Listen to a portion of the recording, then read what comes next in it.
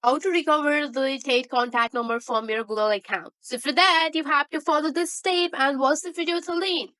First of all, navigate to your Gmail. Once you are on your Gmail, you can see the three-line option which is on the top right corner of the screen. Once you are on your Gmail, you can see the hamburger option which is on the top left corner of your screen. Scroll down, go for the Google app, and here you can see the contact option. Just tap on the contact option. So here you have to install the Google Contact on your device first of all. So here you have to navigate to this, go for your contact here.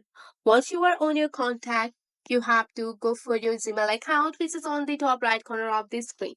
And after that, here you have to just go for your scroll down, go for your contact setting. Once you are on your contact setting, just go for the undo changes. And here you have to choose your account. And here you can see that you can undo all changes made from any point in the past 30 days. And here you can see that you have to just go and confirm it. Just go tab on the confirm option and go for the OK option.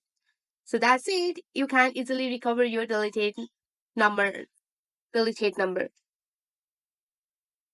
I hope this video will be helpful for you. Thanks for watching. Please hit that like and subscribe button.